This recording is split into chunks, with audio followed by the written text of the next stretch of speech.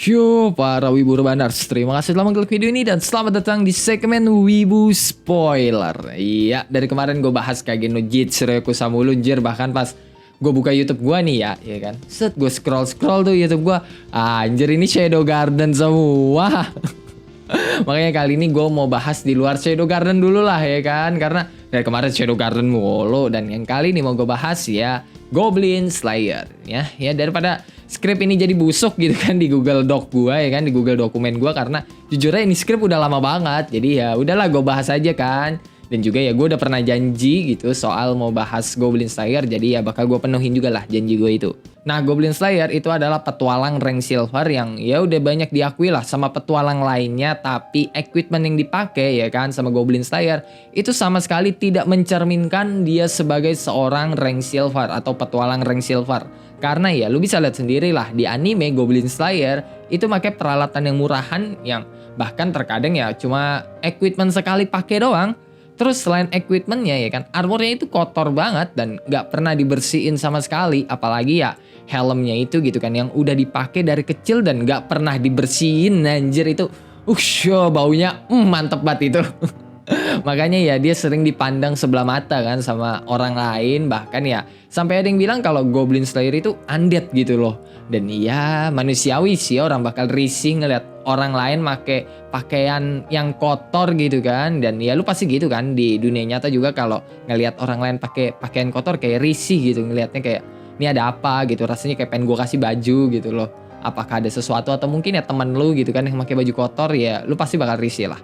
Tapi ya Goblin Slayer ngelakuin itu ada alasannya ya kan. Alasan dia nggak pernah bersihin armor, helm, dan equipmentnya ya kan, yang wah itu pasti baunya semerbak banget gitu. Itu punya alasan tersendiri, yaitu karena indera penciuman yang dipunya Goblin Slayer itu ya tajam banget. Dan kalau dia ngebersihin itu semua ya kan, mulai dari helm, terus juga armor, terus juga equipmentnya, maka indera penciumannya itu bakal keganggu. Kenapa? Ya karena itu adalah logam.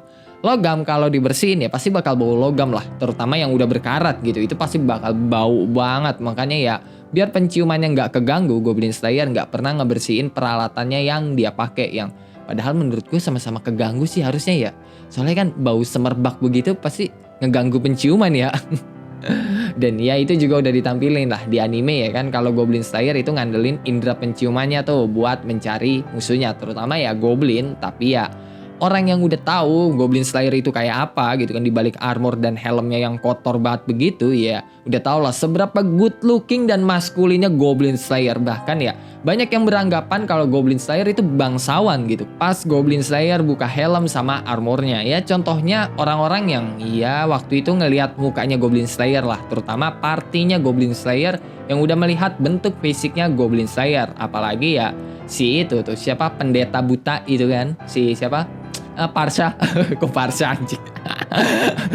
Gue lupa siapa namanya ya, intinya dia tuh si pendeta buta tuh yang gini nih. Nah dia juga udah melihat tuh, makanya ya semua orang yang udah melihat fisiknya Goblin Slayer pasti beranggapan yang Goblin Slayer itu bangsawan gitu. Dan ya nggak cuma penampilan, tapi fisiknya Goblin Slayer itu juga bagus banget. Dibilang berotot ya berotot gitu, tapi nggak berotot banget gitu. Bisa dibilang badannya Goblin Slayer itu proporsional, otot badannya itu pas banget lah sama tinggi badannya itu. Dan ya itu bikin banyak cewek yang udah pernah ngelihat penampilan asli Goblin Slayer itu ya pada suka dan kelepek-kelepek lah sama Goblin Slayer. Gitu kan, yang ya nanti bakal gue bahas lah di video selanjutnya gitu kan, soal betina yang naksir dan kemungkinan ya juga naksir lah sama Goblin Slayer. Dan ya kalau bahas soal sifat, Goblin Slayer adalah salah satu MC yang benar-benar sabar, bahkan yang ngelihat kakaknya di perkaos sama goblin di depan matanya ya kan, terus dibunuh sama goblin gitu loh, dia masih sabar, dia marah, dendam, tapi dia tahu kalau dia keluar pas itu sama aja bunuh diri. Makanya ya gue bilang dia sabar banget, bisa nahan emosi sampai bertahun-tahun, yang akhirnya ya itu diluapin semua pas emang udah waktunya aja gitu loh, menunggu timing yang tepat lah. Dan karena dendam kesumbutnya gitu kan sama goblin ya kan, Goblin Slayer bener-bener paham lah sama goblin gitu, mulai dari tingkah laku mereka, sifat, dan yang lainnya, yang ya Goblin Slayer sampai dapat julukan Goblin Slayer kan, karena ya emang udah obsesinya itu buat ngebunuh semua goblin biar nggak ada kejadian yang sama kayak waktu di desanya dulu yang diserang oleh goblin. Dan ya sekarang desanya si Goblin Slayer kan itu udah jadi salah satu sarangnya goblin. Tapi ya walaupun dia dendam banget gitu kan ke goblin dan punya obsesi ngebunuh semua goblin, Goblin Slayer selalu mengutamakan keselamatan orang lain dan penduduk sipil dibandingkan dirinya sendiri. Itu bisa dilihat dari sikap yang diambil ke Cowgirl, ya kan, teman masa kecil si Goblin Slayer. Bahkan ya Goblin Slayer nggak malu gitu buat minta bantuan ke petualang lain, walaupun ya dia punya obsesi ngebunuh semua goblin tuh. Dan karena alasan itu juga nama Goblin Slayer jadi terkenal banget di kalangan petualang. Nah, Goblin Slayer juga punya kebiasaan tidur dengan mata terbuka demi mencegah serangan dadakan goblin kayak waktu di desanya itu, yang ya itu kan serangan dadakan tuh. Dan itu menjadikan Goblin Slayer sebagai karakter yang sangat waspada di setiap saat. Bahkan ya dia nggak pernah ngelepas armor besinya, dan ya dia ngelepas kalau emang harus dilepas saja. Contohnya kayak waktu butuh perbaikan gitu kan. Dan karena obsesinya ke goblin itu, dia sampai nggak tahu soal monster lain. Bahkan ya monster di atas goblin aja macam orc gitu kan, ya dia nggak tahu soal itu gitu loh, karakteristiknya kayak gimana atau apapun itu dia sama sekali nggak tahu. Goblin Slayer ya kan itu langsung ngelupain semua itulah setelah dia dapat informasi itu, karena bagi dia nggak ada monster yang paling merepotkan selain goblin.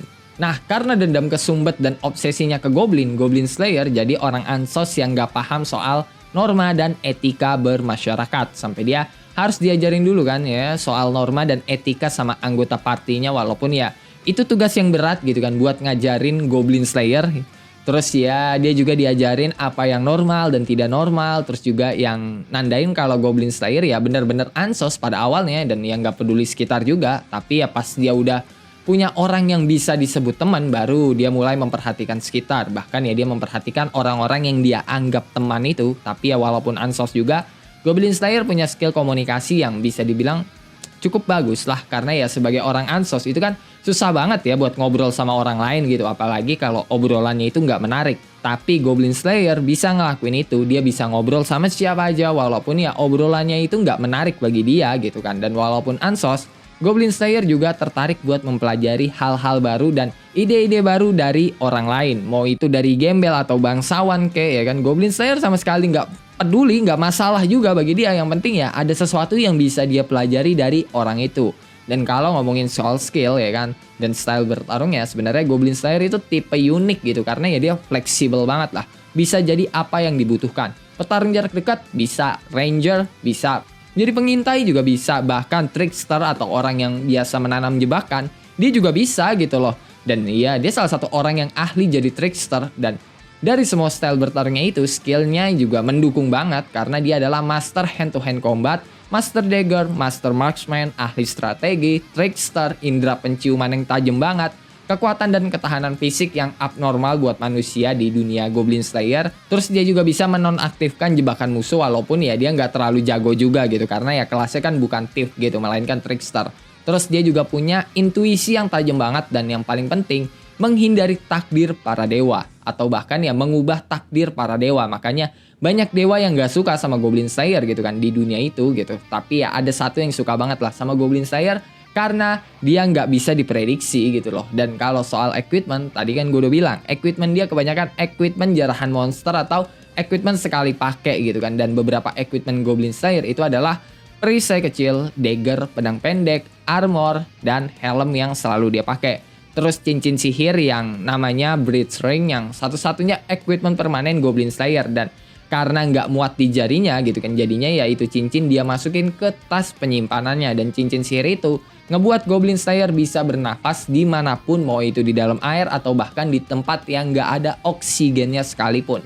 Dan ya sisanya cuma equipment tambahan doang kayak korek, bensin, kawat, yang jelas ya alat-alat buat bikin jebakan gitulah. Dan terakhir, monster yang udah dibunuh Goblin Slayer selain Goblin gitu kan, itu ada Orc, terus ada Dark Elf yang merupakan pelayan Raja Iblis, terus ada Giant A gitu kan yang merupakan salah satu agent kekacauan, terus ada Rhea Scott, mantan petualang yang udah dibanet dari guild petualang, terus ada Evil Wizard, seorang penyihir yang tinggal di puncak Menara Putih yang terletak di hutan persahabatan. Terus ada Troll ya kan, yang ya nggak usah gue sebutin, lo tau lah Troll itu kayak apa. Terus ada si Servan, seekor ikan raksasa yang ya mirip kayak ular gitu. Terus ada Greater Demon's Hand ya kan. Dan terakhir adalah Immortal Sword Soaker ya kan, atau seorang penyihir yang menggunakan Vital Drain untuk memperpanjang hidupnya. Dan ya Goblin Slayer ngebunuh dia dengan cara menghancurkan tubuhnya dan menguburnya di bawah tanah longsor untuk menyegelnya. Dan ya kalau dengar kasus ini kayaknya lu nggak asing gitu kan, harusnya ya